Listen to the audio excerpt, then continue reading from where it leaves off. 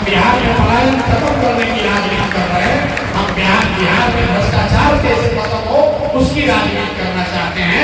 हम ये टुकड़ों की राजनीति नहीं करना चाहते। पहले ही से पिछड़ा में कम आता है, अगला पिछड़ा, पिछड़ा में अति पिछड़ा, अति पिछड़ा में इलेक्शन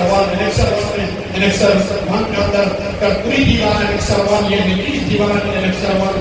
अरे भाई अब कितना बात हो गया, हिंदू मुस्लिम में 55 में एक इतना बार दिया और कितना बदलोगे, कुछ नहीं बचने वाला। जितना बचिएगा उतना कमजोर होते जाइए। नेता आएगा, बांटेगा, उसका फायदा उठाएगा और आपको उसका कोई लाभ मिलने वाला नहीं है।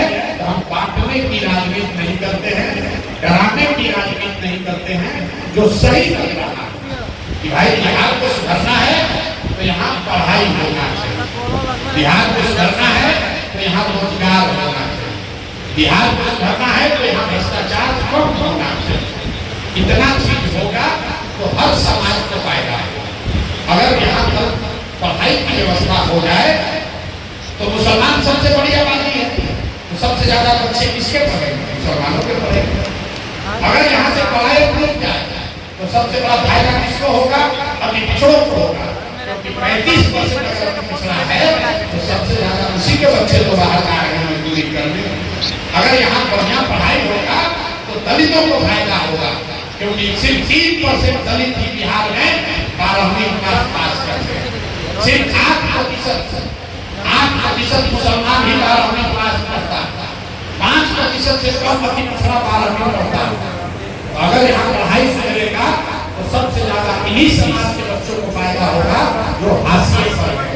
नहीं तो हम अति पिछड़ा का झंडा उठा लेगा, कोई ओबीसी का झंडा उठा लेगा, कोई मुसलमान को पहले से झंडा उठाएंगे। तो फिर जब गुजरात में और दूसरे में फर्क क्या? तब तो पहले से 1000 दल है, उसके लिए आपको 50 के पास आने की क्या जरूरत है? 36 को दल है, जिसको मन है उसको वोट दे दीजिए। लेकिन अगर दीजिएगा तो सुधार नहीं होगा। हमारी बात पर भरोसा नहीं है तो 5 वर्ष और ट्राई करके देख दें, 5 वर्ष और ट्राई करके देख लीजिए। हमको कोई घबराहट नहीं, हम एमएलए बनने नहीं आए।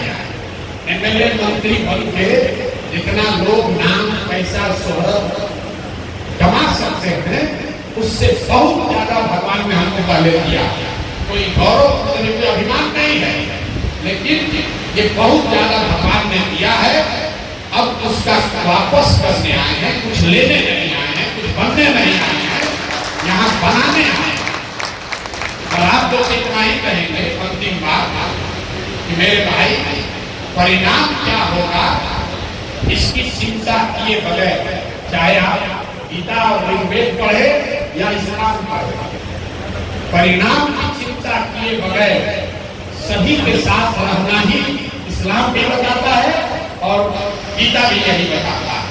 आपके इस्लाम में भी यही कहा गया कि हक और बातिल में हक के साथ खड़ा होना, तादाद के साथ नहीं खड़ा होना। आप तादाद ढूंढ रहे हैं। ये भाई साहब अभी गीता का श्लोक पढ़ रहे थे, तो गीता में भी यही कहा गया अपना काम कीजिए। तो बिहार को अगर सुधारना है तो सुधारने का प्रयास आप कीजिए या हम करें। प्रयास आज हो या 20 वर्ष के बाद हो, करना तो किसी न किसी बिहार के आदमी को ही पड़ेगा, करना किसी न किसी बिहार के आदमी को ही पड़ेगा। तो आपको ये देखना चाहिए कि जो मैं प्रयास कर रहा हूँ, जो ये प्रयास हो रहा है, इस प्रयास में कोई कमी है तो जरूर बताइए। इस प्रयास को बेहतर कैसे किया जा सकता है ये जरूर बताइए। इसका परिणाम क्या होगा उसके चक्कर में किनारे बैठ के कमेंट्री मत दीजिए। मैं हमेशा उदाहरण देता हूँ। भाई साहब अभी हम पढ़ रहे थे इसको, चक्रव्यूह की कहानी, अभिमन्यु की कहानी हम लोग पढ़ते हैं। अभिमन्यु चक्रव्यूह भेद नहीं पाए, चक्रव्यूह अभिमन्यु भेद नहीं पाए, उनको सारे लोगों ने घेर के चक्रव्यूह नहीं मार दिया। लेकिन इतिहास आप और हम और इस देश का, इस संस्कृति का इतिहास अभिमन्यु को याद करता है, उसकी गाथा गाता है, उसकी कहानी सुनाई जाती है। उसको घेर कर मारने वाले की बात कोई नहीं करता। तो जो प्रयास हम लोग कर रहे हैं ये बिहार का लोग कहता है बड़ा कठिन काम है। 10 वर्ष लग सकता है, नहीं भी हो सकता है। अरे नहीं होगा तो नहीं होगा, क्या हो जाएगा? अगर अभिमन्यु मार भी दिए गए तो भी इतिहास में नाम अभिमन्यु का है, मारने वालों का नहीं है। तो जब इस समय काल खंड का इतिहास बिहार का लिखा जाएगा तो इतना जरूर कहेंगे लोग, इतिहास में इतनी बात जरूर लिखी जाएगी कि जब समाज में हजारों लोगों ने, प्रशांत किशोर अकेले नहीं, हजारों लोगों ने मिलकर बिहार को सुधारने का एक प्रयास किया था, सफलता मिले या न मिले, और अगर ये प्रयास करते हुए हम लोग का सब कुछ बर्बाद भी हो जाए, जान भी चली जाए, तो भी पीछे हटने वाले नहीं है।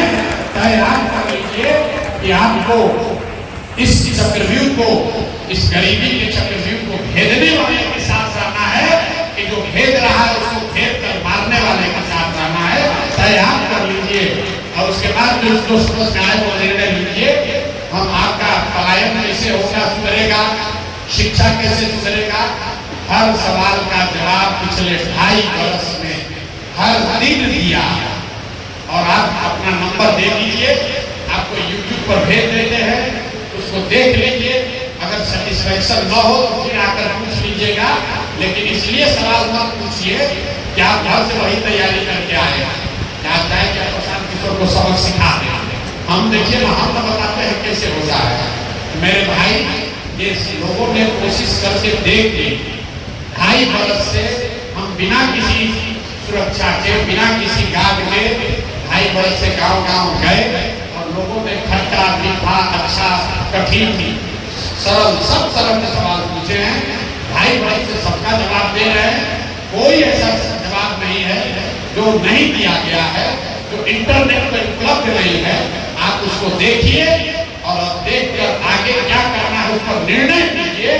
सवाल ही करते रह जाइएगा तो दुनिया में जो कुछ नहीं करता है वो दूसरों की आलोचना करता है, जो कुछ नहीं करता है वो खाली बैठ के आलोचना करता है कि ये ठीक नहीं है, वो ठीक नहीं है।